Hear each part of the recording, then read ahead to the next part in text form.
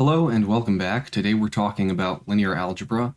This particular video might seem familiar, vectors in linear systems. We have talked about this before, but I'm essentially restarting the linear algebra series. I'm going to leave the 3 videos that are currently on the channel up, but I'm moving to a new video format, at least for this series. Essentially, I'd like to make shorter videos that are more numerous, and I would also like to include some hand-done examples. So instead of providing examples for, say, solving a linear system, which is what I'm going to do today, on slides, I'm actually going to do it by hand, writing it out on the computer. So let's get into it. A vector is essentially an ordered list of numbers. They could be real numbers, that's usually what they are, and so we'll just stick with that. If I have a vector called A, then I might denote it as A with this little vector arrow over it, and that is equal to A1, A2, where A1 and A2 are the components of A. A1 is the first, A2 is the second, and it matters what order they come in. So I could have a 2-component vector like that. I could have a 3-component vector like B here, and I might have an arbitrarily n-sized vector like X. And this is usually a way that we denote the components of an arbitrary vector. And so if I have 2 vectors, u and v, and say u is equal to 1, 2, and v is equal to -2, 0, then I can represent these graphically, visually.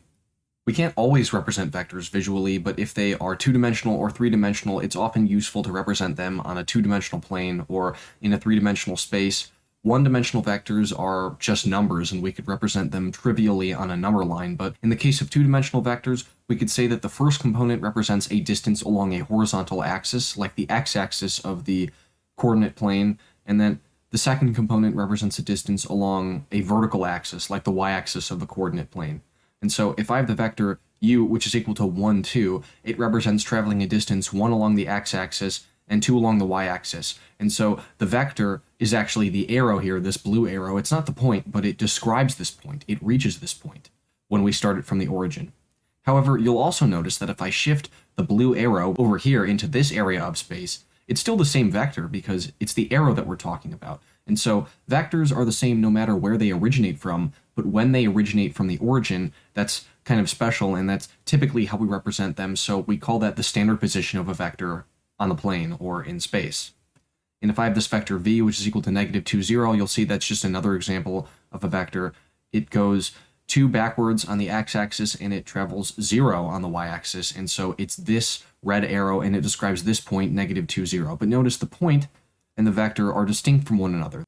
We have some basic operations that we can do with vectors. The first is scalar multiplication. So if I have a scalar s, usually a real number, and I'm taking s times the vector a, I'm scaling up the vector a by a factor of s, I'm multiplying all of its components by that scalar. So if I originally had a1, a2, and a3 all times s, then my result, as it is defined to be, is the vector sa1, sa2, sa3. We also have vector addition. These are the 2 basic operations, and vector addition of 2 vectors of equal size is just equal to the vector whose components are the sums of the corresponding components of the 2 vectors that we added together. So if the first component of A is A1 and the first component of B is B1, then the first component of the vector sum is A1 plus B1, and so on. So let's just do a basic example here. -5 times the vector 1, 2, 3 is -5, -10, -15. And maybe we could do a bit more of a general example here where we're going to be scaling up one vector, scaling up another vector, and then adding them together. In this case, the scalar on the first vector is 2, and the scalar on the second vector is -1.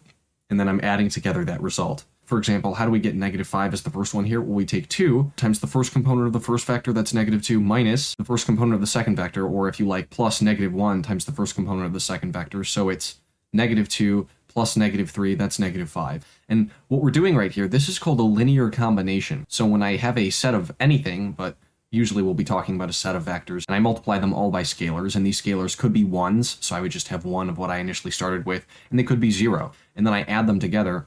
That is a linear combination. So think about these operations graphically.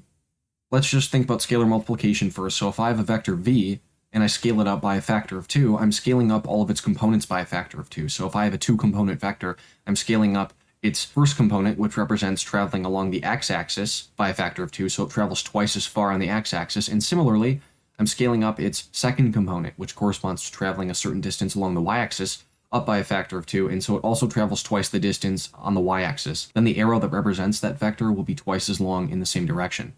And if I'm adding vectors a and b, I add them tip to tail, and you can see where that name comes from. I draw vector a, and then onto the tip of vector a, I start vector b, and the vector that goes from the beginning of vector a to the end of vector b is the vector sum. And you can see that because, for example, I travel a certain distance, in this case backwards on the x-axis, described by vector a, and then onto that I add the, in this case, continuing negative distance along the x-axis, described by b. Or for the vertical distance, the distance along the y-axis, I travel down, as described by a, and then I travel all this distance up, as described by b, and that's how I arrive at this point at the end of the yellow vector. When we're solving problems in linear algebra, we're often asking ourselves a specific question at the core of whatever we're doing. And it is, given a specific set of vectors, say a, b, and c, with these components, a1, a2, and a3, and so on for b and c, what linear combination of those vectors will yield a specific desired vector, in this case d? Well, if I have a fixed set of vectors that I'm working with, a, b, and c, then the only way that potential linear combinations could differ from one another is based on the scalars I choose. So those scalars are respectively x, y, and z. And I'm asking, what x, y, and z make this true? Make it such that adding x of the vector a and then y of the vector b and then z of the vector c is equal to the vector d. And so that's what we're solving for. And you'll notice I could first think of this as a linear combination of vectors, but one thing to notice here is, let's take the first component of our desired vector, d here. Well, how are we going to get d1? Well, the only way this is going to work is if x of a1 plus yb1 plus zc1 is equal to d1, and so on for the other components. So in other words, each of these scalars multiplied by the first components of these vectors should equal the first component of the desired vector, and each of these scalars multiplied by, say, the fourth components of these vectors, if these were 4 long vectors, or even longer than 4 components, for example, should equal the fourth component of the desired vector. And so this creates a system of linear equations where we have one equation for each of the indices of the components. So we have an equation for the first components, one for the second components, one for the third components, and so on if we had longer vectors. What linear combination of the first components equals the first component of d, and so on. A vector combination is really just a system of linear equations for each of the different components, and we can also rewrite a system of linear equations in matrix notation like this. This is what's known as an augmented matrix, where the values on the left represent the coefficients that are multiplying x in this left column, y in this middle column, and z in this right column. And then in the far right column, we have all of these constants, d1, d2, and d3, which make up the components of the vector that we're trying to get. And all of these a's, b's, c's, and d's, these are all known values. It's x, y, and z, which are implied here, that I'm trying to find out. I'm trying to find out what x, y, and z make each of the rows of this matrix, which correspond to linear equations, true. The way that we're going to solve linear systems to effectively find out what combination of vectors yields our desired vector in this process is by using something called Gaussian elimination. Gaussian elimination is an algorithm that allows us to solve linear systems using 3 operations on the rows of matrices, which are row swapping, row scaling, and row combination, and we'll go over all of those briefly. So if I had this matrix, for example, I would use Gaussian elimination to take it to a form called a row echelon form, which I'll abbreviate REF. And row echelon form consists of the following. A matrix has something called the main diagonal, which is the set of elements that run from the upper left to the top right. Assuming it's a square matrix, you have a perfect main diagonal that goes all the way from the top left to the bottom right. If it's not square, you still have a main diagonal that starts at the top left, but it's just not going to go all the way down to the bottom right. Okay? And in row echelon form, the main diagonal consists solely of 1s or 0s, and also all of the elements below the main diagonal have to be 0s. And you'll see why this is the case.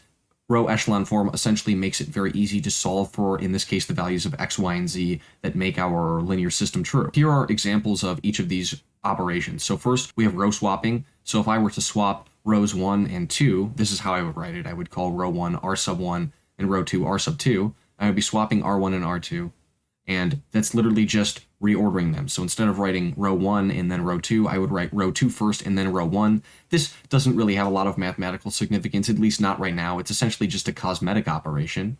I could also scale a row. Again, a row is an equation, so scaling an equation is perfectly fine, because if the left side is equal to the right side, then in this case, 3 of the left side should be equal to 3 of the right side. So in this case, I'm scaling row 3 by a factor of 3.